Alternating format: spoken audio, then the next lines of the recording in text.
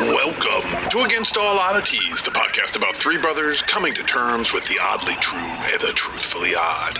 Tonight, we're tuning past the obvious and diving deeply into the invisible highways all around us. Ham radios, bouncing signals off the ionosphere, mysterious number stations whispering coded messages to no one or everyone, and the strange science that lets your voice travel further than your horse ever could. We'll get into the magic that is radio, which is really just physics, which is really just magic we agreed to measure. But once you start thinking about frequency, things get weird. We're talking consciousness as signal, brains as receivers, and whether reality itself might just be one big cosmic broadcast you accidentally tuned into. We'll visit the legend of the Max Headroom hack, the eerie persistence of number stations, and extremely low frequency hallucinations. So grab your tinfoil hat, put it on tight, because where the signal is strong, the explanations are weak. And if you hear something strange coming through the static, it might be meant for you. This is Against All Oddities.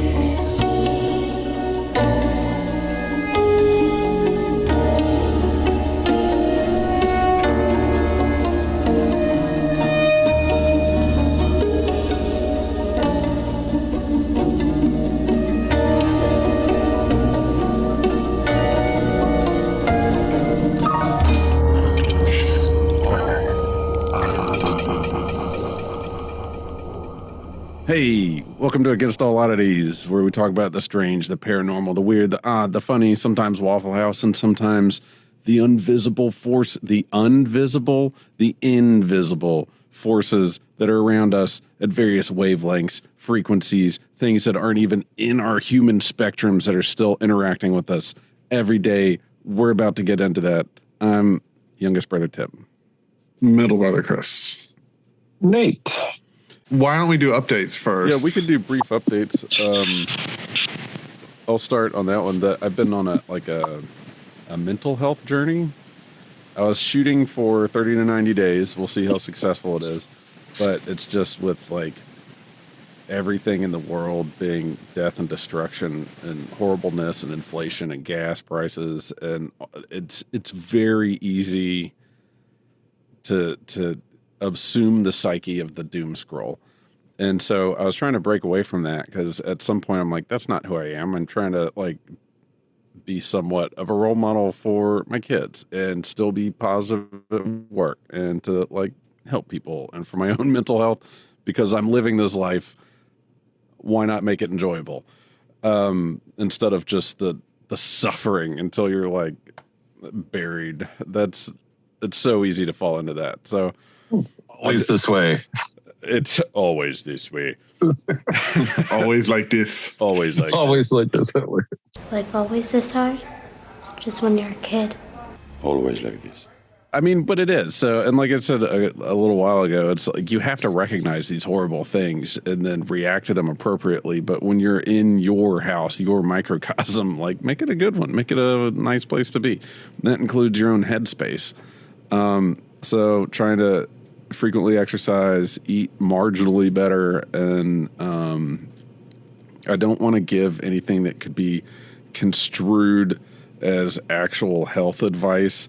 So I'll just say like supplements and stuff. But you know, just better gut biome, better headspace, and I think it's working. It's been a week, and I'm feeling it. I'm doing good. Awesome. And then also at night, instead of TV time from like 7 to 8, my 11-year-old has written his first Dungeons and Dragons campaign. Oh, that's awesome. We do 30 minutes of it every night. The campaign, or you work on it. But it's also like to get Evelyn to keep interested, she'll roll, and he'll be like, all right, roll your D20, Evelyn. And she has kitty cat dice that are awesome, actually. And she'll roll the D20 and get like a 3, a 5, a 6, a 3. And she's like, hold on, wait a minute, interference, hold on, wait. And Jack will be like, and it's 18, that's fine. Then just roll from there. So it's been a lot of fun. And it's, they're just both in their creative headspace living this world. Me and Alicia are just kind of along for the ride. But the one thing I feel bad for is the first time we played D&D, I made a joke character just to like get through the motions to teach them what it was. And it's Hiboto. Hiboto's a level 80 now. So Hiboto is or he's a homeless guy who has a giant toe that's sticking out of his shoe that he attacks people with. But like every time I played, they're like, "And you found 10 gold?" I go, "I eat the gold." It's the only protection I have. He's wearing a burlap sack. He doesn't have pockets, so that's the only safe place. He has to poop it out to spend it. I haven't spent any gold. I've managed every time we went to Baldur's Gate and there's some mission there and I was panhandling the whole time. They're like, "Don't you want to look at a shop?" And I'm like, "No, only sign. My cardboard sign says, please help the war." Anyway, it's been fun. What are y'all been up to? I don't have much. I had to go to New York and it was a disaster. I had to go to New York for like 2 days to do all this like equipment install stuff in our program space. And my flight, I had 2 flights get canceled because LaGuardia didn't have enough flight controllers to like accept airplanes. And so I have to go to New York next week. JFK or LaGuardia? Well, let's go on to LaGuardia, should I not? I mean, it seemed okay the next day. Just like it's all crazy. It's literally who shows up because I flew out of LaGuardia and it was great. So it's just kind of like depends. It was a later flight. I think flying earlier is better. But anyway, I then suddenly found myself. I left Tuesday at 2, and I got to LaGuardia Thursday. No, I left Wednesday at 2, and I got to LaGuardia Thursday at 7:00 at night. No, well, 6:00 at night. And that meant I had 12 hours essentially to do 2 days of work. My watch said I burned 10,000 calories, walked 7 miles and 70 flights of stairs, and I did not leave the one room. I just had a ladder. Oh my God. 10,000 calories. I thought I was going to die. I didn't eat food. I didn't do anything. I just had to I had so much work to do. And I had this one window because then I had to fly out. I think I was like at 2:00 in the morning. I'm going to force myself to go to bed because I had to leave at 4 a.m. to catch the Uber to the airport to get on my like 6:00 flight. Oh my God. Imagine being a 4 a.m. Uber driver. I met a lot of them because every time I go to New York, I leave on the first flight out because I have to get back in time to not get divorced. Do they get Meredith's alone more for night shift Uber? Yeah, because the rates are higher at that time of night. Anyway, Nate, what have you been up to? Birthday yesterday, day before. Yes, day before. Yeah. Mary got me a Tommy robot from 1984. She got it on eBay. I got it on a new 6-volt battery tonight, so it's at work. I'm gonna get on to work. 6 volt. And he has a cassette tape in him, and you have a remote control to control the robot and play robot sounds. But I'm only going to record it for Terminator sounds. Yeah, and then say "Hasta la vista," or like just play all the Arnold clips. Maybe I'll just download or try to get that on a cassette tape, and then I'll just hit the button on the remote, have him drive around the factory, and or honestly, just like if it was just like the soundtrack of Terminator, like the sound of just like a crappy cassette of the future sound, like wow, wow, wow. Yeah. Or Cyborg, sure, or whatever. Yeah, and then it was cool. We had tornadoes or a thing come through, and our phones buzzed off last night around 8:20, like screeching loud. I was like, "Oh shit, it's a for real one!" And it was coming right over Ashland, like the stuff, the purple zone. So we had to go into we went in the basement for a half hour, which was fun. You mean your kitchen? No, the utility room. Oh, your actual yeah. But your kitchen is basically, I guess there's windows. There's windows. So the utility room, and I have a picture of Mary like yelling at the phone or like looking at the phone, and it was all against the chocolate fondue fountain, right? And I took a picture of it, and she sent it to her sister Sarah, and Sarah's like, "At least the chocolate fondue fountain is safe." And Mary was like, "We could only choose one item to bring with us." And then Ozzy hurt his paw chasing buses today, and Mary took him to the vet. and found a BB lodged in his arm. Oh, That's no not way. no, but that's been there for 1,000 years. Like that, he sprained his paw. That's still really So, sad that some kid shot him like 5 years ago. Either shot him with a BB or it could be shotgun too, right? Like because he was lost in the North Carolina woods. So so there's some conspiracies about that. He had a hunting dog collar on too. Get so that skinny bear out of here. Yeah. Or Ozzy, and that was his past life. Hey, dog, come back here, and he just didn't. I said, get back here. Or so he likes eating garden stuff. Like he eats all of our beans and cucumbers and stuff in the garden if he gets into it. So I could see somebody maybe shooting him if he was starving in the woods and a Peter Rabbit situation. Yeah, it could be. Yeah, that's about it. Cool. So, Chris, do you want to introduce our topic? Yeah, it's a weird one, and we're going to kind of rip off it. It's going to be like vaguely frequency, and it's partially because I've been getting into radio. I got my ham radio license. I have a call sign. What does that mean? So, this is actually really interesting information, which I totally broke so many federal laws because my boss like 5 years ago or something was like, hey, we need walkie-talkies to like talk to each other because we have this huge campus and if something goes down and we don't have cell phones talk. So I got everyone walkie-talkies. Kind of expensive, totally work, like 2 mile range, and we're working. What I know now is you did the wrong bandwidth. You did the I got like serious. You can buy any walkie-talkie in the world. The FCC does not regulate who sells and who buys walkie-talkies. You can't use most of them, for the record. If you're on Amazon looking at walkie-talkies, you probably can't use any of those. You mean I have that kind. I have that kind, but it had a warning on it. It has 2 modes. It's like the legal mode and then the mode you can't use unless you have an FCC of them it's license. For listening only. It just depends. So there are some family bands which are kind of like they don't have very little range, and then there's the CB lands, the citizens bands, as you know, like trucker bands, but there's rules to all of them. But anyway, so I was doom scrolling a lot and I decided I needed to do something more creative. So I started just downloading the app to get the license. So ham radio is basically high frequency radio. So this is the radio waves you would talk to like France with. And these are protected bands and they're protected. They're like self-regulated by like people, but you really can't use them without a license. And the FCC has to give you a license. To get that license, you have to take a test. The test's so easy, my kid can do it. I was like, it's not that easy. Did you take it? Yeah, I passed. I went and got my license. I have a call sign.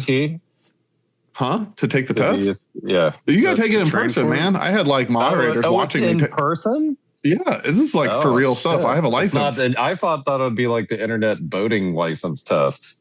Oh no! Like this is like real. Pay $20 and I had to go to the library and meet with the Baton Rouge amateur radio club who was officiating. Were they the cool?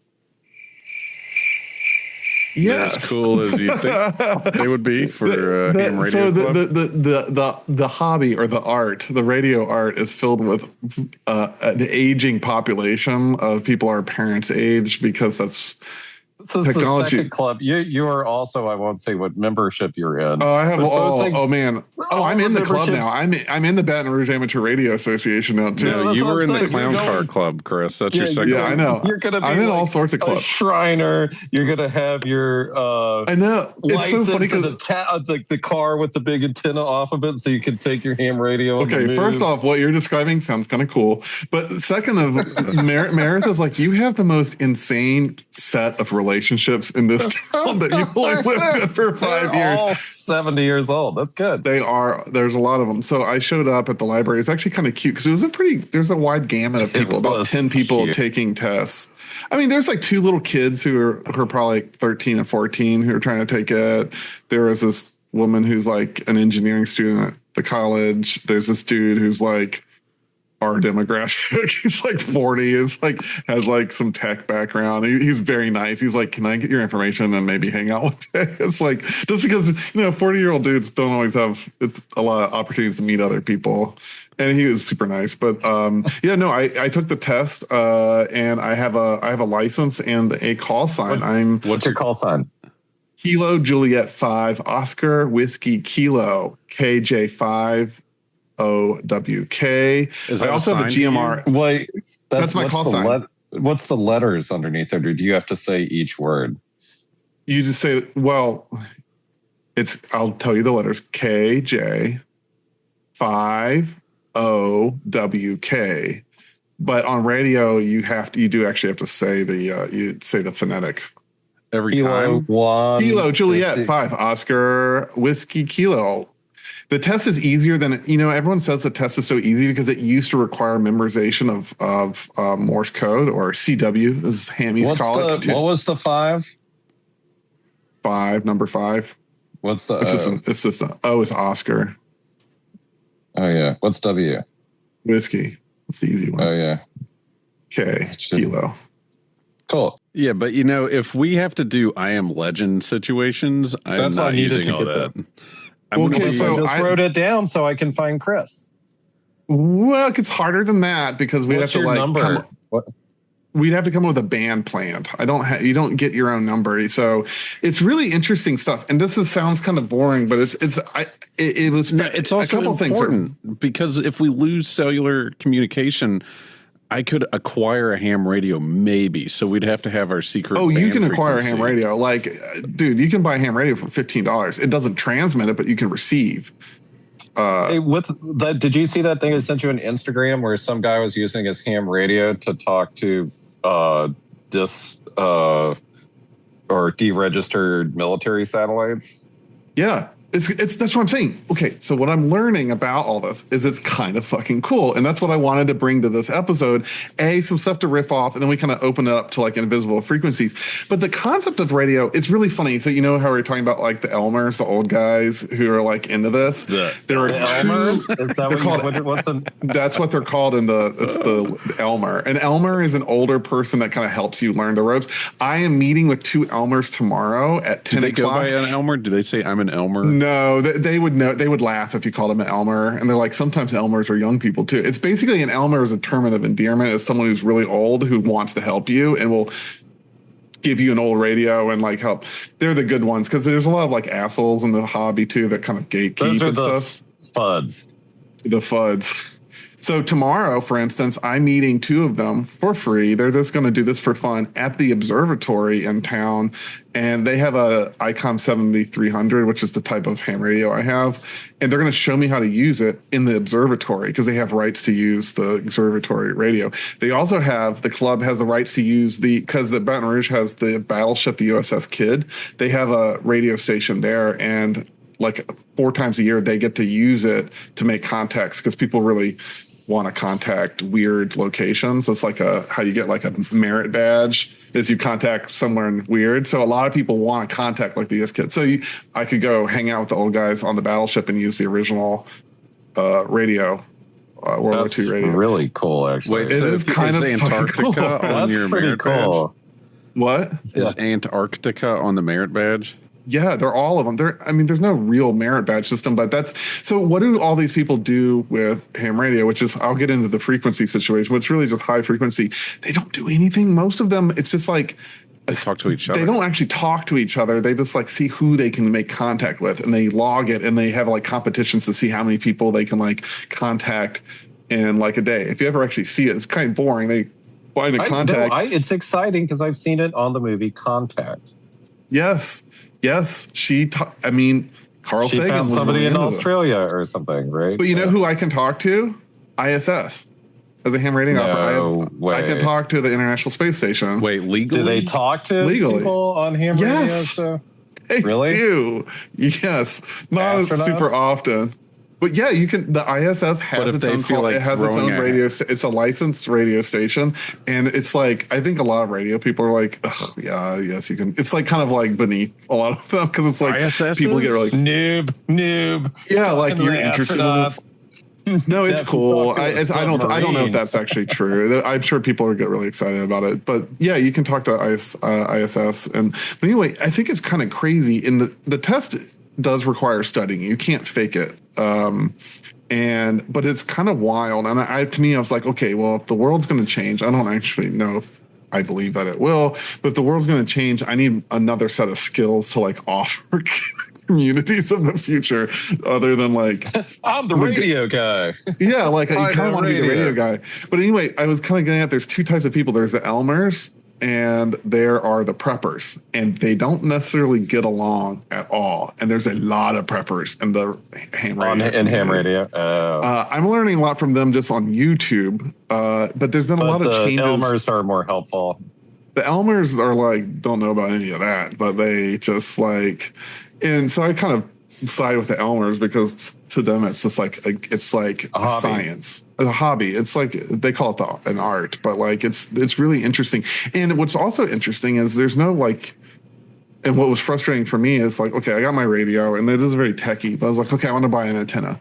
You can't buy antennas. I mean, yes, you can buy antennas, but they like build a better one. You build your antenna. It's like, yes, you can buy one of my antenna. neighbors had one. It was like 30 feet tall. It's wild stuff. Like, how do you talk to France? Well, you have to depends on what time of day is it. Is there a solar flare? Hey, can I throw an anecdote in yes. here that I've learned in my years of working with power and AC power and stuff? If you look at waveform or sine wave or anything, and you're talking about frequency, and I know everyone thinks about ups and downs, kind of like a heartbeat, right? Like ups and downs.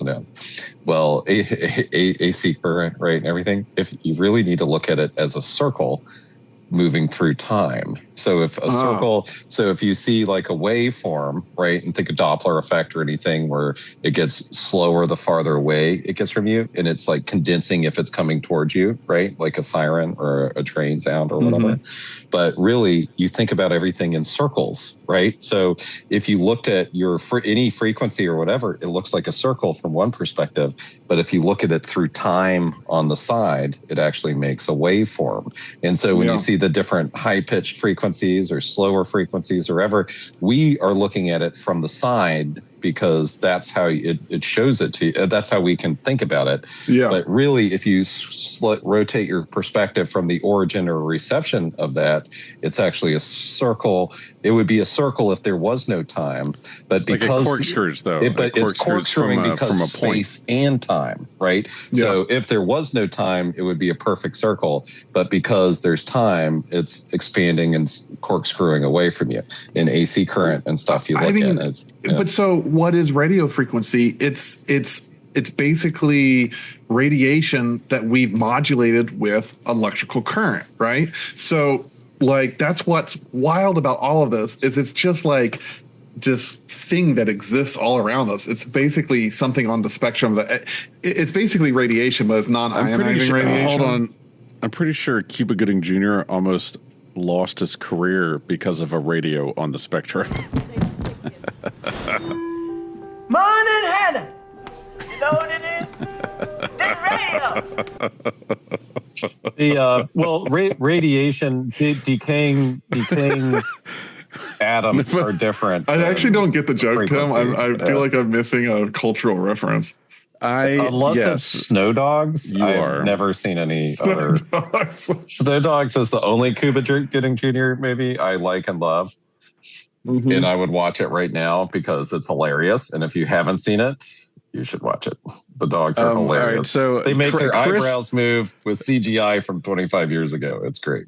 Chris is going to decide whether or not to put a radio quote in because I challenge any of you to do a radio. So do you know in Tropic Thunder when they were making fun of Ben Stiller for his character that was on no one goes full full intellectually disabled. He was dumb. They were basing that off of Cuba Gooding Jr.'s radio. No way. I didn't know that. Yeah. He was on the Epstein files. Cuba Gooding Jr. was? No, I don't know. I just as radio. You can't say that about anybody now. Anyway, so I think it's cool, and I think it's something we don't really. Everything is radio, is what I learned. Wi-Fi is crazy that radio. it's a dying Cell phones art are that radio. Everything is radio. Like, yes, cell phones use satellite dishes, but how do you think it talks there? Like, it's bouncing off stuff. It's different things, but everything is a radio frequency. If it's invisible and Wi-Fi is radio. What do you think's going through you right now? But what is Wi-Fi? Wi-Fi is a frequency on the radio spectrum. Like that, you're like, oh, what's Bluetooth? Bluetooth is the thing that my phone does. Bluetooth is radio. Everything is radio. I know a guy. His job is to change the light bulbs on top of the state trooper towers in Virginia. Yeah. By the way, horrifying job. I hope he gets paid a lot. Yeah. I was going to say, I think I could do money. That one. Just a light bulb. He changes light bulbs. And what is your job today is ladders. And his Facebook post. It's crazy. But anyway, they don't use radio waves. Guess what they use? What? You should know. You took the test. I'm not 100% sure what you're talking about. Microwaves? State troopers, the cops or state troopers I know, they use microwaves to communicate on the radios because nothing interferes with it. That was a guess. Yeah. And also the discombobulator uses microwaves like the top secret weapon, Savannah. It's not top secret anymore. Everybody knows. Yeah, I was going to say, there's nothing secret about that one. Top men. Wouldn't that show you've got like your brains. an AR and then a grenade launcher and some guy just holding something with a flat square and they're like, hold on a second. And you're like, what do you get? And they're just like a mile away from you. You get cooked or whatever. Like, you don't even hear the drone that has this. That's what the Ark of the Covenant is. So that actually, I'm not trying to interrupt too much, but that's a good segue. Also, we've talked about this on other episodes, but there's frequencies that affect the human body, and there's ones that we use every day that we can't see, right? So there's just clouds and clouds of this information around us.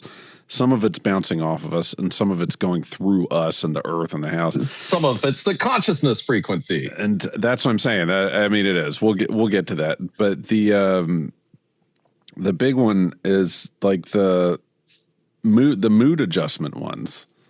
That's you put on headphones, hemisync and binaural. We've talked about this a million times. Mm-hmm. There's different frequencies that have different reactions on our bodies that relax us, that might make us feel more focused or creative. YouTube has thousands of them. If you just type in what mood you want and binaural, you'll get a bunch of hits. You just have to wear headphones. You can't listen to it through like your laptop speakers or whatever. Mm-hmm. But there's also the opposite. There's infrasound, which is a lower frequency. It's like 18.5 hertz or whatever. Mm-hmm. And they've been using that in movies like The Exorcist to make the audience feel afraid before anything scary happens. It builds suspense and you can't hear it. It's just this background noise, and suddenly your chest hurts and you're like, I'm uncomfortable. What? Ugh. And you're just like moving around. Suddenly something scary happens and you're already on edge. And then it's weaponized, like you just said, with the top secret dongle blaster or whatever. That like, you plug in the dongle to the laptop and then suddenly their Wi-Fi, they're like, or whatever, who's in there. I'm sorry, you put your microwave on yeet mode. What's funny is my microwave. I always preheat my microwave. The door open.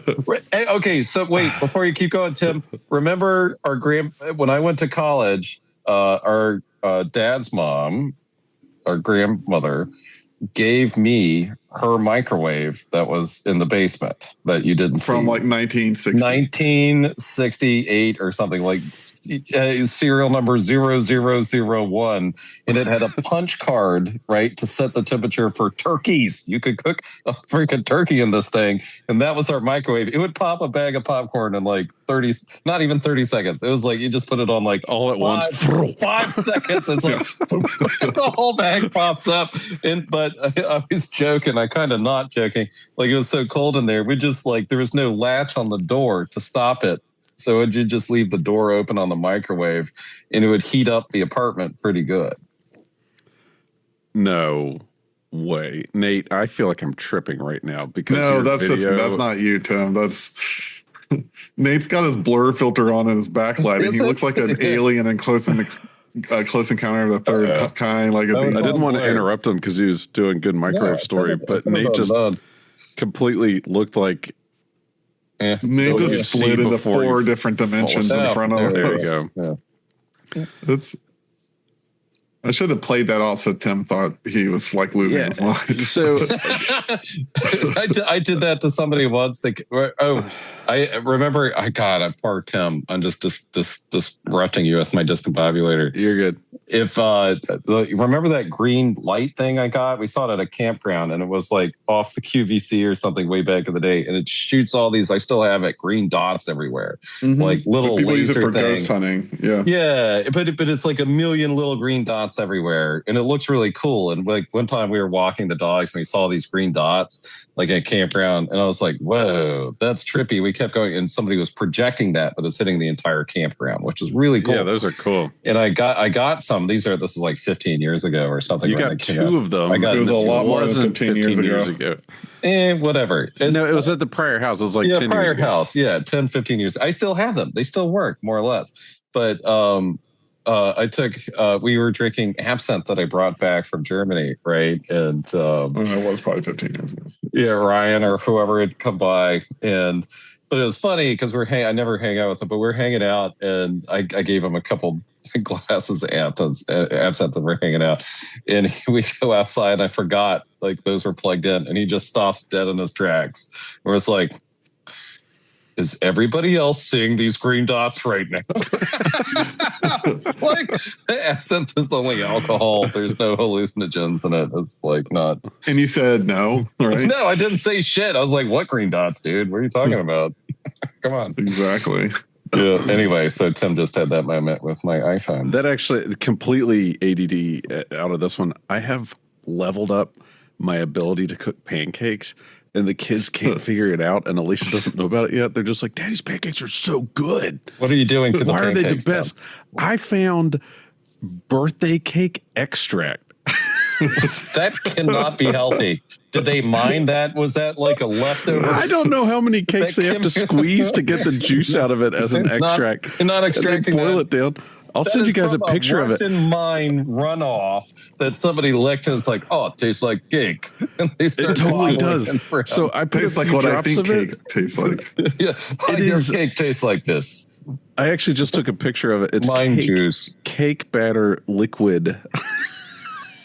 Like liquid smoke, but it's liquid cake? Yes. Have you ever tasted, do not lie, have you ever tasted the liquid cake directly to your tongue? Yeah, it burns a little bit. It's not good. Yeah, but is it super cakey? No. It just changes. Like it goes all extract. the way on the far end of the spectrum. Like you think you if you took a swig of vanilla extract, it would taste like vanilla, but it just tastes like burning. What's funny is if you do that, other people smell vanilla on you, but you taste acrid burning. Yeah. No, but the cake thing, they're like, why are these so good? I can't tell why it's so good. I'm like, yeah. And so I'm like, why can't you just get cake batter and make pancakes with cake batter? You can. It's not against the law or anything. You can just do it. Like cake. It just tastes like better than cake because it'd have more sugar in it. Yeah, it tastes amazing. Yeah. No, just make the cake batter. Because you know what you don't do with cake? Put syrup. Yeah, then you throw it in syrup. Okay, all right. All right, so here's the thing. I'll see how far I can take this. Tomorrow. I'll let you know how it turns out. Yeah, no, I'm going to do that too, because right now the cake batter extract thing is totally like, I don't understand why Daddy's pancakes are better than everybody. Like, they think I'm magic, but it's not. It's poison. Lies. It's it's an extract. So I'll slowly, instead of using like Bisquick or whatever, I'll replace it with the instant cake batter and see if at some point Alicia's going to be like, you can literally go get Betty Crocker vanilla cake mixes. I have so many cake mixes. And then just dump them right into just make it like Tim's biscuit powder or pancake powder. And then it's just cake. It's just cake batter. Reboxing it. You take the bag out and you just put it in Tim's pancake box and charge an extra $3. It's just, you sell it as oops, no pan. It's just cake. Yeah. Oh my God. The name tells you the secret. Come on. Anyway, we're talking about frequencies. Well, before we can keep moving. I think got a there's whole some bunch of stuff. I know. It's going to talk about Me some too. interesting things with broadcasting and radio that is kind of more Are on the they spooky interesting? side of things. Okay. Yes, No, but they're hold on, spooky. Chris. Before Okay. you go, These full are going to be ham, spooky. I'm not going to go full ham. I'm going to. Well, okay. Well, there's two things. I have a bunch of. I started building model trains. Yeah, I know, right? That's what I Tim told said that. Tim said there's a Venn diagram of like the model Yeah, train I know you were getting adult, there. and it made me really like question everything. Look, It's not But, bad. Trains are cool. Well, there's I two have a things. legit One question. I'll say one on like a serious note that's like technical, and then I'll go into my spooky stories. Let's hear it. Is that something that's already helped me out with work, but I think it's kind of a really interesting part of this, which leads more into the prepper side of radio waves, which is Meshtastic and Meshcore, which I started learning a lot about and started building. Mesh So- core? Meshtastic is the more approachable one. Fantastic. Yeah. So basically, it's off-grid comms, right? So Yeah. let's say Nate has a compound and there's 20 of us living on the compound, and cell phones don't exist anymore and internet doesn't exist anymore, but we want to keep texting each other. You can text using this stuff. You can On send your GPS data. Yeah. Walkie-texty.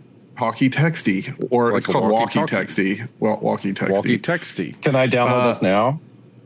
Well, so how it works, and I have a few because I've already solved this.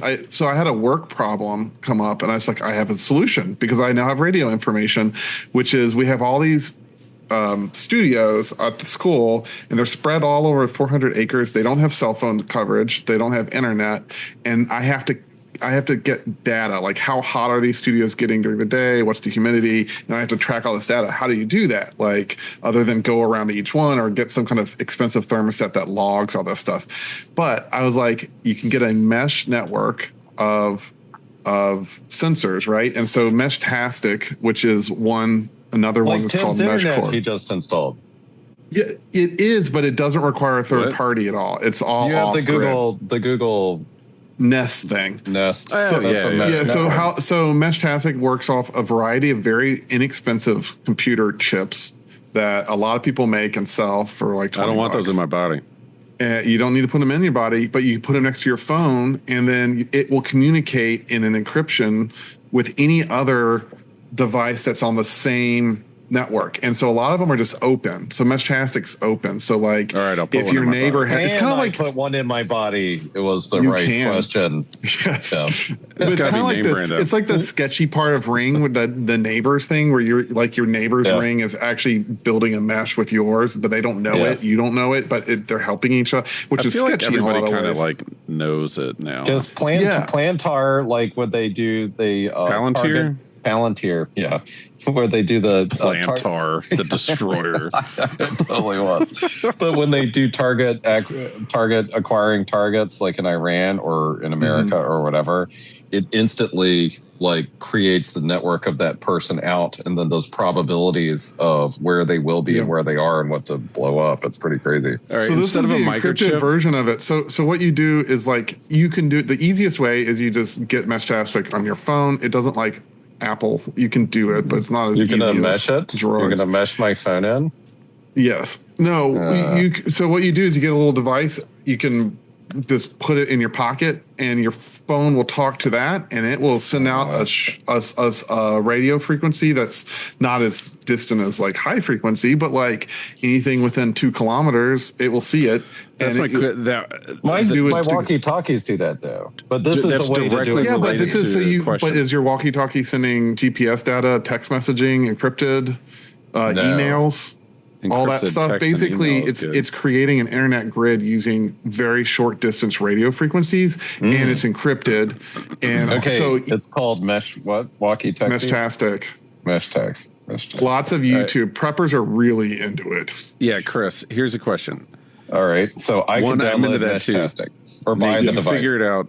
I both, can't and figure then- it out. Chris tells us what to do, and then we do it. Exactly. I need you. Well, we can't communicate long distance, but if we were all if you're camping, I if you have a don't need compound, to talk to you, but you can tell us what to buy, and yes. we'll buy the device. But what's cool is it's low power, so it can be charged off of a very small solar panel. So like what I did at the work, I put one up kind of high, It has a solar thing, and basically it's acting as a spoke and wheel, kind of like a hub and spoke thing. So it's the central. So every single one of these studios, which is less than 2 kilometers away and line of sight, has this little thing that just sits. No one knows it's even there, and it's collecting temperature data, all this stuff, and it's just like blooping it out like a beacon every like 15 seconds. And then I'm on the other side of campus, and I have one that's collecting it and like compiling that data. So it's really cool. And it's really cool. Let's say, again, you're off grid in the middle of nowhere, and your family member wants to go hiking.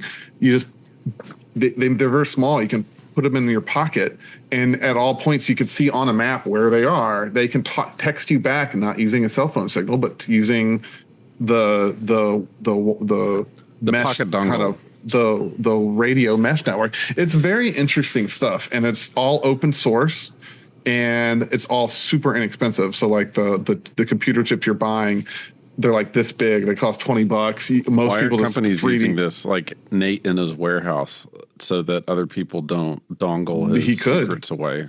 I wouldn't put it. Well, so I won't go into why. There's a lot of security worries about any non-hardline communication. All right, honestly. So here's another thing, Chris. It is encrypted. You are in Louisiana. Yeah. Nate's, which is what, 600 miles from us or something? 800? No, it's like 1,000 miles. 1,000. And then, so I'm probably you're 180, 200 from Nate. How can and also are all of our listeners that are thousands of miles away and stuff.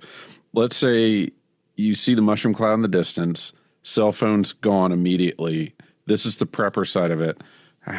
How would you radio yourself so that the three of us could be like, Nate, I'm out of food. I'm coming to your place. You can't. You can't. Off the blast off a sky blast, like a atmospheric blast, just wrecked every single thing. Yes, you can proof your radio pretty quickly with some. But anyway, even outside of that, hypothetical, like it's the I Am Legend, the vampires.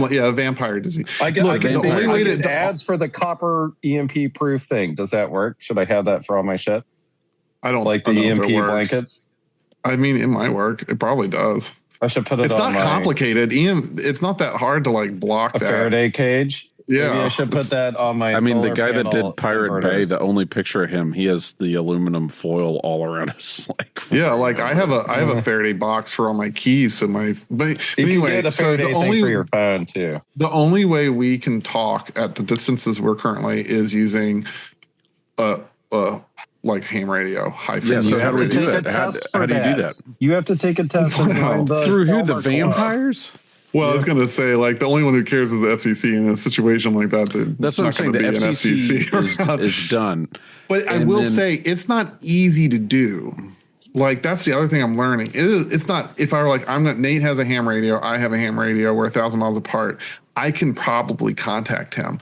But it's going to be. If you had the station ahead of time, right? The frequency? It's not really, it doesn't work like stations. You have to you're going to guess a frequency. So how would you get a hold of Nate if there's 1,000? You would know ahead of time what times you're checking your radio and what frequencies do you check. And these frequencies you don't own. Like I don't own whatever the high frequency that I think is optimal on the 20 meter in this band. Situation, it's... Well, what I'm saying is every person with a radio is also trying to occupy that band. Right, but the three of us know where we live. And also, hypothetically... Well, that wouldn't matter because it's a space... You're occupying the space with like a million other people. You know what I mean? Like, so I'm trying to bounce radio signals off the atmosphere in such a way that you'll catch it. But there's other people bouncing stuff around in the same wavelength, which is that wavelength. The longer the wavelength, the more it can travel, the less information it can carry, which is why Wi-Fi can't go through your fucking wall that's 10 feet away, but it can carry a lot of information. That's the question then. So how do you tell Nate you're coming to Virginia at end time? We would have to have a plan. We'd have to have a band plan and a scheduled plan. So we would be like, okay, the shit goes down every day from this time period, rolling over on the hour. We will try to contact on these frequencies. Booger noses, fart butt come in. Yeah, whatever. It doesn't matter. At the Overlook Hotel, what's her name would talk at a scheduled time. She would talk to the base at the bottom of the mountain. Yeah. Yep. And what's it called? I mean, you can also leave it on, but there's so many frequencies and bands. It's like you're just catching stuff, and it's full, and it's kind of fun. Like I like keeping the radio on. It's like catching stuff, and like you hear people, and the Earth is rotating. The atmosphere that's allowing the signal to propagate from France across the ocean, and to me, it's all changing as the sun changes, as the radiation bouncing off an aurora borealis changes. Like all this stuff changes. So it's not like a cell phone and a phone number. It's like it really is an art form. Like you're kind of catching phone something. Numbers. My phone tells me what people's phone I know, are. right? There's a large barge with a radio antenna. There's a large barge with a radio antenna. I love that. Godspeed, you Black Emperor. That's from the Cuban Missile If you Crisis. guys don't get the reference, you're not cool enough. All right, so here, alternate question. I still don't understand the question. So let's say the vampires take over. I'm in Roanoke. You're in Baton Rouge. Nate's in Ashland, and we decide to meet up somewhere. We would have to pre-plan everything. We'd have to pre-plan. Right. So that's the thing. I kill a vampire and take his ham radio, and I take it back home. I can't just like plug it in and then tune to 93.7 to like. Well, no, okay. So, are you tuning in or are you transmitting? Receiving and transmitting are different things. It'd have to be a back and forth, right? Yes. You don't have the antenna set up. So, like the antenna to get the distance that we're talking about, we're talking 100 feet. So, like, and now that could be a cable, right? Like that could be a like I have a big pole and I make an A, but the length of the antenna is what determines what frequency you're going on. That's the other thing that's kind of wild. But like you can't use one antenna for all frequencies. Well, they're different wavelengths. Well, they're different wavelengths, but how do you make one antenna do different frequencies? Well, you have a radio tuner, so you can electronically lengthen your antenna using electricity within a very well-designed so more piece of realistically, you would be able to broadcast, and me and Nate would listen, and Chris is like setting up every day at our distances. Yeah, we have a pretty big distance to broadcast at noon every day my whereabouts, and then instead of just saying you could be like, me and the family are 600 miles from Ashland. Me and the family are if we wanted to do that's one way to do it. I mean, you can get a $15 like Bofang like ham radio just to receive. Bofang? A Bofang? I'll send you links. BAOFENG, $15. As long as I have the starter set up at 9 p.m. every night, I listen for Chris. Yeah. Now that was you just can't transmit on that because the antenna's like this big. You can receive, but you can't transmit. Yeah, we'll buy the antennas too. Hold on. This is also why I'm bringing this up. We need the private channel to survive, and then Chris, you need a second channel so we can. Not private, but we need one channel for us that to we are checking every day. We'll talk in Pig Latin. But we need the second channel to continue against all oddities after the vampires. Yeah, sure. Because if I get a lot of then you're opinions, man. Now you can't broadcast legally, but once that happens, you don't care about legal. But also, you'll probably melt this stuff is pretty high power. Start melting shit if you're like broadcasting an hour-long thing. But anyway, I think there's some ways to do it. It's a lot of fun. There's a lot of people do like the prepper Elmers, like they do on the go ham radio, and they're like pulling up their like antennas into trees and like have a backpack and all that stuff you see like in military operations. They're using the same frequencies. We're talking about there's ways to do it, but that's why there's people whose job it is in the military. There's like one guy who knows how to do that because it's not easy. It's like a whole profession. But I think about the end of Reign of Fire. Christian Bale, they start gardening again, and they have a ham radio set up, and they're just making and looking for contact. They're searching and they're outputting their location. That's good. Yeah. But anyway, who cares? I just think it's interesting because it's I care. It opens up the invisible world, right? You know what I mean? I don't care, mean like, Chris. you know what I Nate mean? Who cares? I'm just saying, like, I don't think you need to have a reason to learn this stuff because I think it's showing you like It's also the a small skill. qubits of how the universe works. It's also why you're gonna be an Elmer, Chris, and the youth of today. Elmer. I don't know how to you're make not an app. yet. Not in radio, in other parts of my life. I just help 20-year-old kids all No, but summer I'm saying, long. like the youth of today are handed things that are user friendly and touchscreen. Yeah, you and don't know if how to do it. remove Yeah. that. That's what I mean. Do they So know how to do? what I do at the school that I work for, so much of it is with these 20-year-olds who are very brilliant, very smart, and doing very clever stuff with apps. They don't it's know how hands-on. Life is anything hands-on. actually works. How does a magnetic tape work? How do you like as soon as it gets into like the hardware, they're like, "Ugh." I'll tell you what, our generation are the new masters of the earth. I will tell you that. As soon as the boomers die out and like at work or whatever. We had to learn how stuff got built. Like if we were interested, we had to like learn how it was done. Like there's if no there's app. a leader, I would say Dave will be the leader of all technology in the future. Like he's always fiddling and making and doing. And I think the other engineers can only use tools already developed, but he can create them. I mean, that's all of us. I would suffer. The only credit I'd give myself on this is that somebody I don't know how I did this either. I moved logs into my truck, and the logs. I saw the pictures. Jesus, they were Christ, 300 pounds. I couldn't pick them up, but I got them all into my truck by myself. And almost that died can-do once. attitude you don't see anymore. Mary, I remember it was 12 years ago. She had some friends stop by from DC that had the weekend, or they're old friends, and they stayed. I was like, "You will not survive anything." No, it's just even. I was like, I'm not giving myself an ego boost. Even I was like, I like judged and juried them to be like, if it were a survival situation, I'd be like, I'm going to sit you here as bait for something else because that's what your value is. No, it's just understanding simple machines, and I don't mean like how to build a robot. I mean like levers and pulleys. Okay, I did a guilty internet purchase.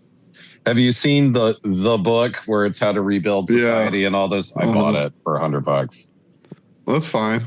It's actually pretty cool. I was going to say, I will never turn that down. It's like hundreds of pages. I think I paid 40 for a square foot gardening book. But it's massive. It's like an atlas. Oh, it's so good. Like, I'm really glad they made it. Hey, you know how we're going to communicate is in a different way. And that's through smoke signals with thousands of tire fires. Yeah, one tire can get a long conversation going. I'll tell you that. Imagine how many you guys need to learn Morse code, man. The tires help the information travel further. Yeah, no, but other frequencies, and we talked about or Chris has been talking about a spectrum of frequency that we can't see.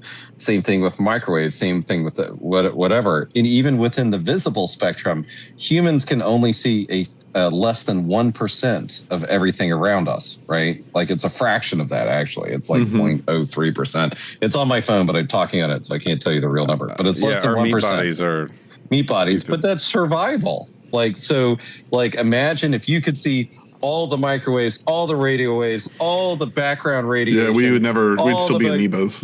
You wouldn't be able, too much information. So your brain is actually not created, or maybe it is, who knows? But your brain is actually a filter, and it filters the information to a survival amount of information that your physical body can handle to survive on Earth. Like if you saw all ultraviolet light, everything like a bee, you'd be like, whoa, a saber-toothed tiger gets you, or you can't hunt the mammoth or whatever, right? Like through evolution, we have a limited perspective. Like we can see this much and this much, and I'm moving my hands apart for our podcast listeners, like that aren't very far apart, maybe 5 inches, 4 inches, but that's all you can see. And my arms could go really far apart with all the different frequencies.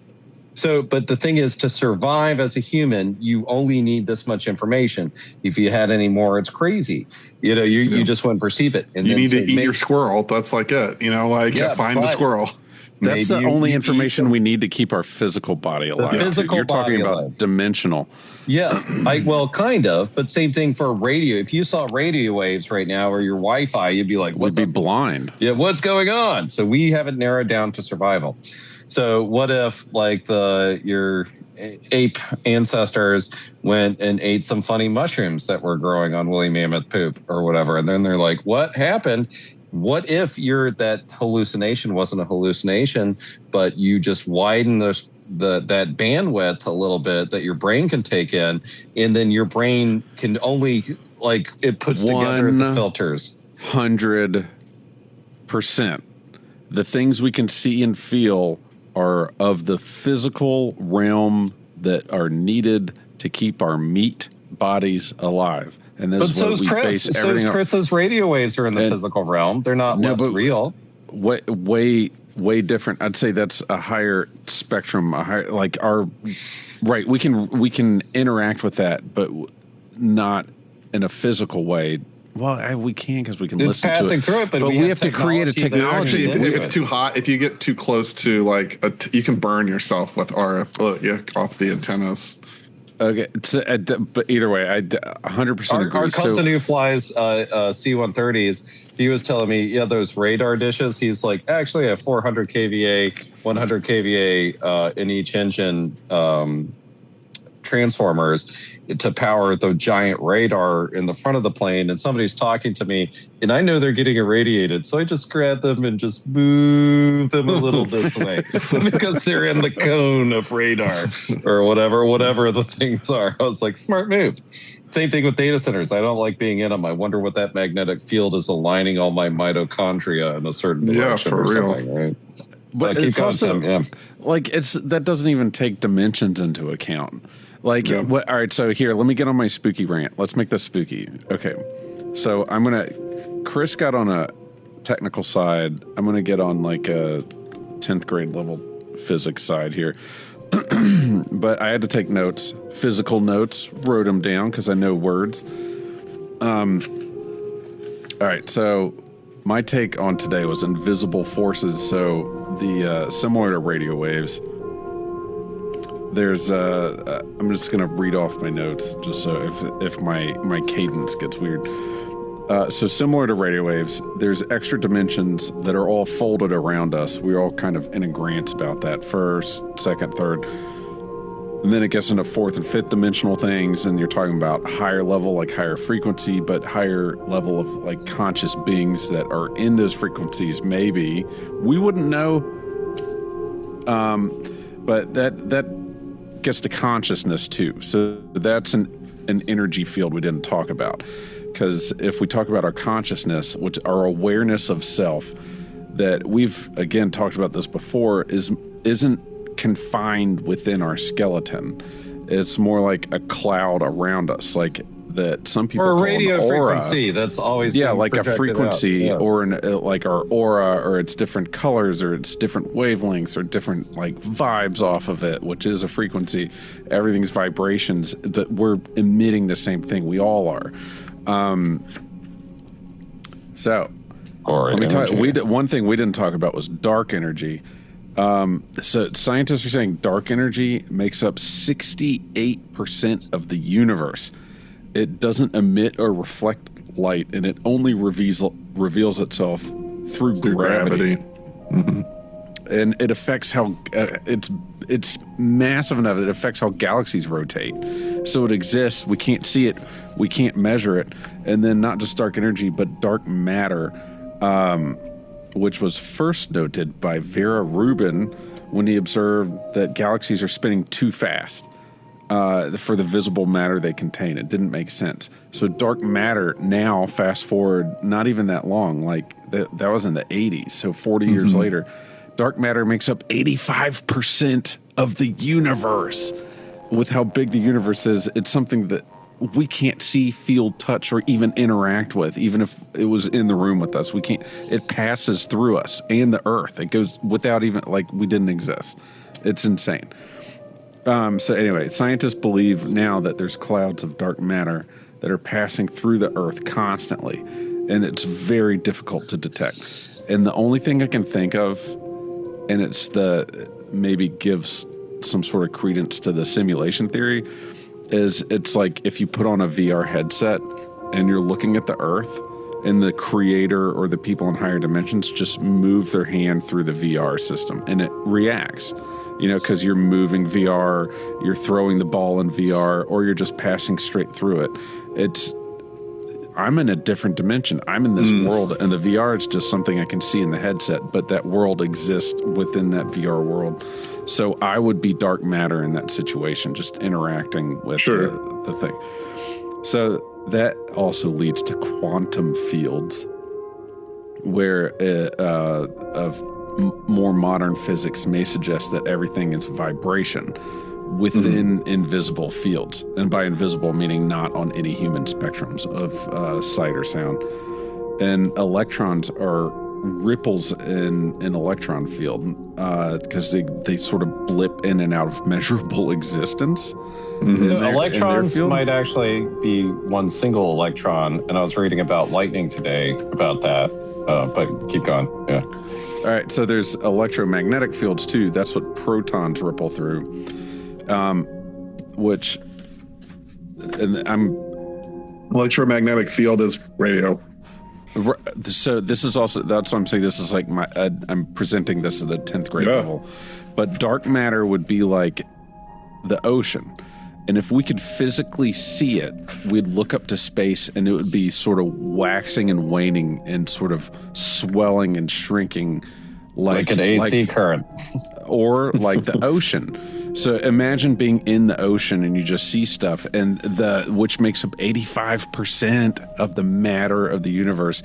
And then the other things like us or Earth or the things that it can pass through and things are just kind of floating on top of the water or within the water, just sort of moving around in it. I like your physical analogy of a non-physical thought.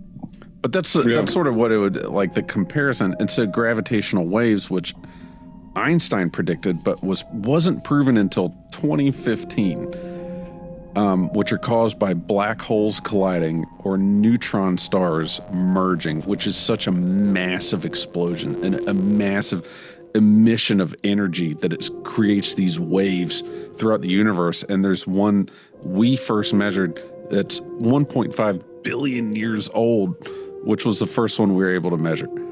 And those can pass through us at any time.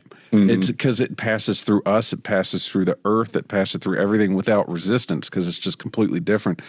And when it does, we actually get taller and wider by one photon. And then we shrink and get thinner and shorter by one photon, or the opposite. Much like Chris and Chipotle. Back to normal. And so all this stuff. And this isn't even like arguable. Like scientists are measuring this stuff. It's not like, I saw Bigfoot. No, you didn't.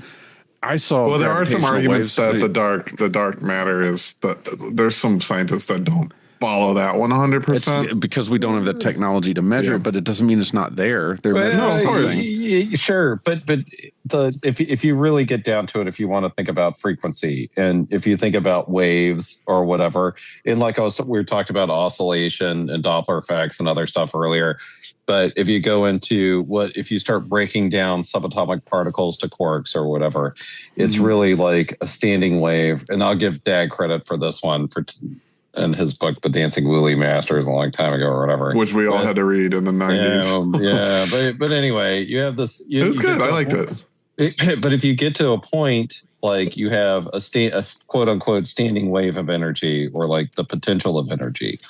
And really, if you're at the point in quantum physics or whatever, and you're measuring the potential of energy. And there's more space between all of your atoms, and there's nothing physical about you, right? Like there's nothing there. This is just an electron, which may or may not all be from a field circling a proton or whatever. And if you break down, there's nothing physical. If you start breaking it down, it's just energy and a standing wave of energy, or the potential of energy. We are all math. We are all made of math, right? If you measure the measurement of potential energy, which is what you break your physical self down to the smallest thing, is the potential of movement or energy in time. That is math. We're made of math. And if you don't, it can fill space. Yeah, there's no empty space or void that's still filled with potential energy. It's just math. We are basically just math. And so anybody says like, oh, you think we're living in a simulation? Motherfucker, we're in a simulation. And it also fills with every single religious outlook you can get to of a simulation. Well, you're here to grow, whatever. Sure, fine, right? Like it's all there. We are there. You're in the simulation right now, but that doesn't mean that it doesn't make it less real. You're just defining what the simulation is. Well, that was another thing. That's the whole like replace mass with information. Yes. Because people were saying that dark matter could be information. Yes. Mm-hmm. And there you go. Consciousness is also a field, right? It's information. And you go back, we haven't talked about my favorite of the Monroe Institute and stuff, but we talked about how hallucinogens, what it may be doing is getting what your brain can interpret in your microtubular things that are connecting to the consciousness grid. And then the consciousness fills this body or whatever. But through meditation practice, whether it's Silva or Monroe or whatever, what you're doing is you're just tuning into a different frequency, right? Like you have, I'll do Monroe because we talked about it enough. Focus 10 or 12 or 21 or 27. Well, all you're doing is you're not necessarily expanding it. It's not a hallucinogen, by the way, at all. No drugs or anything. But what you're doing is you're like, hey, maybe I can tune it like this. Mm-hmm. Or maybe I tune it like this. And that's what the meditation is. And any technology that adds to, hey, listen to binaural beats or esophageal sounds or whatever. Like all you're doing is you're trying to tune your brain to pick up a different broadcast that Chris or consciousness or something might be broadcasting out there. Mm-hmm. And maybe one is the machine else, like you take DMT, which I've never done, but if you take it, oh, look at all these machine notes they're talking. Maybe you're just tuning into the frequency. That's why I think DMT is a frequency, like you're saying, and everybody keeps having the same sort of hallucination. I like if you go to the same place, the same machine else talk to people. Oh my God, they started running away, and then one of them turned around and was like, "Wait, where's Phil at? Is Phil okay? Why are you here? Where's Phil?" I know they're totally like that sounds amazing to me. Tuned in on that. My anxiety level might not allow me to take. It's drugs a little like scary. That. I've never done it either. I wouldn't even know how to get it. Yeah, there's no way. Like I sent one to Chris. I was like, why? And we must talk about it enough that I got an ad for it on Instagram or whatever. Yes. To Chris, he was like, "Good luck with your fake internet drugs." It's like, if anybody, you deserve what you get if you're ordering some kind of from Instagram. Drug. Yeah. Some redneck getting squirrels and milking their pituitary glands. Yeah, that was oh God. So anyway, you have like the squirrel afterlife. So my spooky side of thing, just to wrap it up. So why gravitational waves matter? And I can't pretend like I'm smart. I don't have a PhD in this, and there are people that understand this so much better. I'm more like the metaphysical side of it, of just understanding, well, why does that matter to me? I'm a physical being, but my consciousness isn't. And I, as all the weird stuff we talk about, I don't know if I'm 100% in on it, but I'm not going to like negate any of the theories or any of the stuff we talked about. But this one, I have learned that I do believe the consciousness, it does extend outside of our body. Yep. And I've had enough experiences that other people can see it. Other people that are tuned into it, like our resident clairvoyant, Dawn, her frequency is just wide open to receive. Like she's a receiver, and she can see everybody just like how, not just how you I want to talk to her again. Yeah, but like how you project, how not just your ego, but like what is contained within it. It is insane. I'll reiterate, people that listen to us need to talk to her.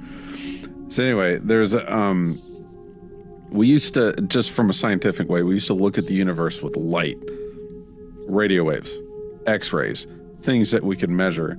But now, if we can measure gravitational waves, we can listen to the universe, not just look at whatever lights, like a flashlight on one spectrum, just looking at something, and then you have to change the spectrum. You can look at so different. Why are we observing? Now we can receive. Like we can listen. What's it have to say? Weird shit. All sorts of stuff. We've received signals we can't explain. Repeating patterns, stuff like that. Also, the UI Atlas, if anybody wants to or 3i Atlas, sorry. Did it park itself next to Jupiter? I think that's there's a lot of stuff coming out. Tim posted some kind of interesting stuff that like the data is getting cherry picked to like fit the narrative. NASA only put out the data that made their theories. Yeah, I'll tell you what. After the Epstein files, everything's real. Everything's real. They're eating babies. There's all sorts of or what. And Epstein, nothing's real anymore. And 3i Atlas, it came by, observed us, and is on the way out. And they're like, yeah, it's a meteor. It's whatever. It's a comet just passing through. Yeah. But all these people that were able to look at it themselves were like, NASA's hiding hundreds of pages worth of data. Yeah, and that's data they had. Like they're like showing we know how to interpret this. Like the data, it's just missing. So you can't see the data for it. Yeah, right. Mm-hmm. It was so sketchy. So anyway, and you know what? You could take a couple approaches. Nothing's real. It doesn't matter. Do whatever you want. Or everything's real. This is our physical plane. Be nice to each other and have a good time while you're here. That's the gist of it. And going back to live your life, enjoy. Yeah, live your life, enjoy. That's all you can do. Right, and something I'll make a point of, because I'm on a Taoist kick right now, like pretty hardcore. It is speaking to me. It's good stuff, like Alan Watts type stuff. Yeah. Nate's coming off that wave. Tim's getting on it. No, I love it. You should encourage it. I know you're like, whatever. It's so boring. I've transcended beyond it. No, but it's stuff like just reminding myself that one thing that you can give somebody that you can't buy at a store or do anything is your attention. You have to actively give that to somebody to say, yes, what you're saying matters enough that I will give you this limited time of my life to listen to what you have to say. But if you're at work or school, you don't give them anything. You have to pay attention. Mm-hmm. I love that, Tim. And that I not had to, but part of as an executive in my company, and we do these little things, but my quote or whatever was, the three things you can make anything happen with are intention, attention, and energy. And with those three things, anything's possible. No, it's true. And and that being said, if you choose to give your attention to something, you're saying a portion of my life that I have free time energy, with that's matters your energy. Enough. You're paying your energy as your I'm money. going to give it to this. But people are listening to us talk to each other right now about ham radios and aliens. Yeah. I appreciate their attention. They're voluntarily giving their attention to a pre-recorded version of the three of our personalities. That's hitting your karma right now, Tim, by the way. That's your karmic debt, as depending on what we say. All of our karmic debt. Well, no, that's also we the have thing. 1,000 lifetimes to make up. No, how many episodes have we done? A lot. A lot. We'll say 200 7 years worth? No, we're not even at 100. No. We're not even at 100. Because we're in the 80s. 180 more lives you have to live to make up for your karmic for debt. doing this. We're making people suffer. AAOP. Yeah, you will suffer me. Well, you're also connected, so they have to live our lives 1,000 times too. Yeah. I'm going to apply karmic debt to everybody in the universe, but I'm going to broadcast AAO on all of y'all's conscious stations. What do you think politics and Epstein stuff is really about, right? I think that's what it is. Karmic debt. Kind of. One last thing. Let me go back to the VR headset thing. You got your Oculus on, right? And there's this whole VR world in front of you, and you're the dark matter interacting with it, right?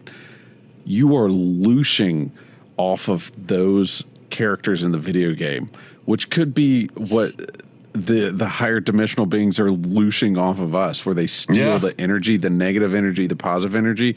If we are GTA 6 killing each other and shooting stuff, and then it's not that they're actually consuming our energy to like eat it as food.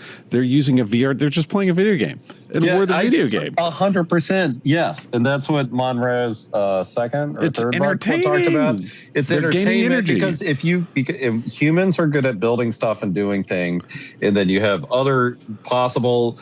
Like exactly what you said. But Humans the problem provide is they can dopamine rushes a lot for of, fifth dimensional. They can whisper stuff into your ear. Like for me, it's like more spicy bite. One more spicy bite.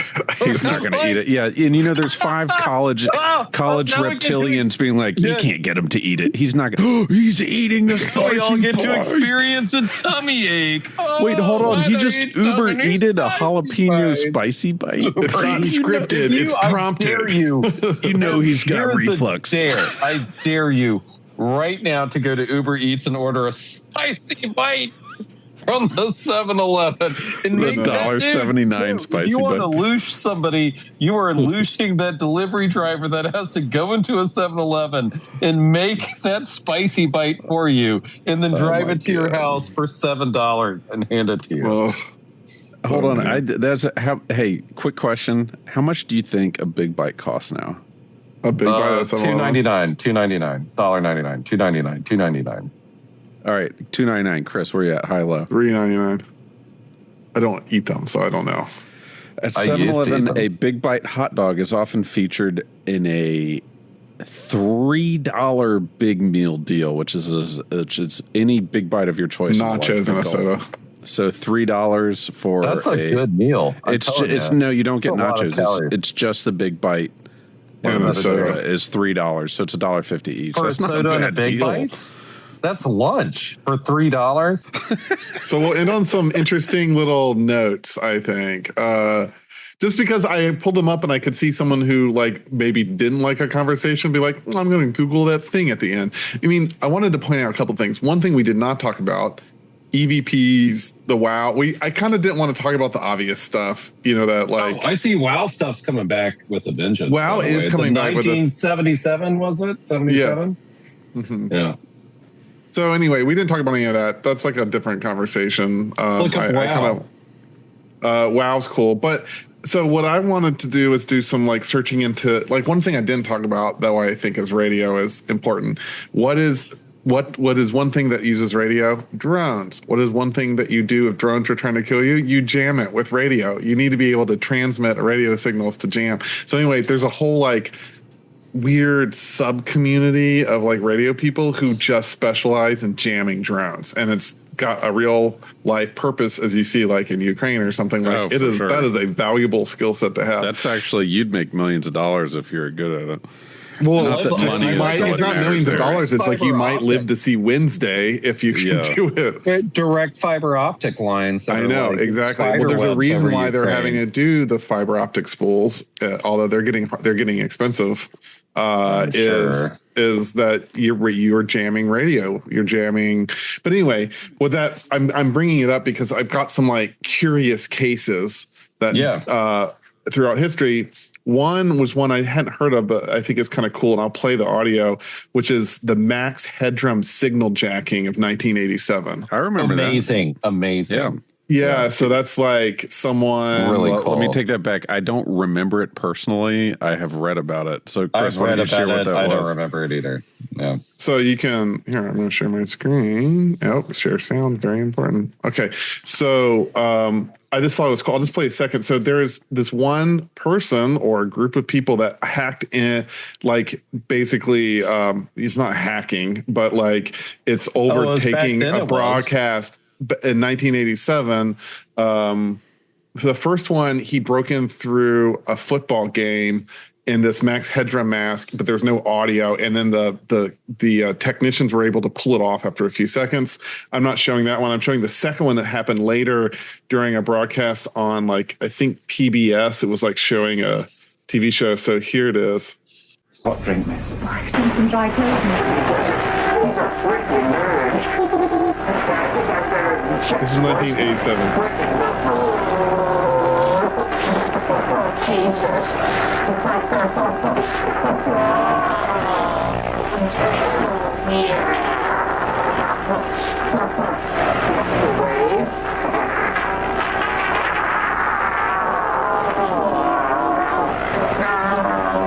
I'll pause it there, but anyway, I think that's like really creepy. It's cool. creepy and one an early hacker thing too. Yeah, that's what I mean. So anyway, that's something to look up if you're kind of interested in some of this. The Max Headroom incident. A couple other ones. I thought like a couple of these, like which you guys know about, preloaded, like preloaded number stations. Oh yeah, you know, that which happened like just from the now in Cold Iran. War. No, that's happening right now. Yeah, I mean it's an espionage In thing. Iran, right now in Iran. Did you see that where there was a Farsi number station showing up in Iran? Yeah, and sure. The U.S. government caught it or said, hey, this might be a trigger for sleeper cells to attack. And then somebody else, like a private person, noted that no, that's not true. That might be a false flag because the Iranian government is trying to shut it down every time it pops up. So it's probably a CIA operative within Iran that's transmitting Farsi, a Farsi number station. I mean, that's what's really, I mean, and all this stuff is just all on the radio. Like you can pick it up, like with a ham radio, with a good antenna, and like at the right time of day. Lost. They found the radio station, or underneath it, they are just typing in numbers. The same three numbers over, set of numbers over and over, which happened to be the lottery ticket winners for somebody else. Yeah. So also, what I'm playing. Yeah, keep going. Well, I was just going to say, just because I randomly played it, look up the Lincolnshire Poacher number station. These are recordings from like. No one knows what this is.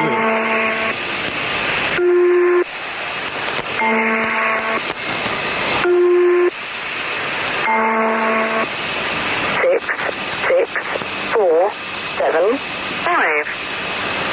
6, 4, 7, 5. 1, 9. Anyway, that's an example of a number station. No one really. It's like.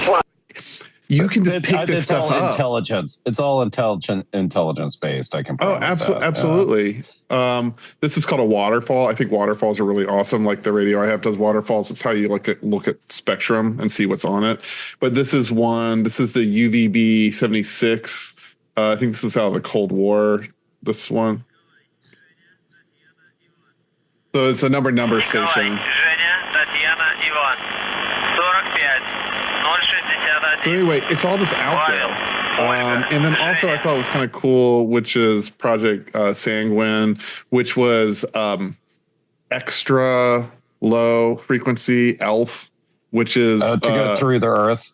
Yeah, they buried an antenna underground that's like hundreds of miles long in Wisconsin. And the idea was that it was working as a one-way transmission. This was way back in the, again, Cold War, the end stages of the Cold War, 1980, so late 70s, 1980. They built this in case they needed to transmit to nuclear subs under the ocean one way. You can't receive, but this antenna it takes the land over 2 states. It's so big. I heard it made people sick too. Some people can hear it. Yes, it's ultra low frequency. So I think I can hear ultra low frequency because I would sometimes get these auditory hallucinations in Maine, and I remember looking it up, like what is that sound? I thought it was like a truck idle. It was like when I first moved to Maine, really, for the summer. And I kept at night at like 3 a.m, it sounded like a truck, like a big dump truck idling behind the cabin. I was like, why is there like a truck idling every night?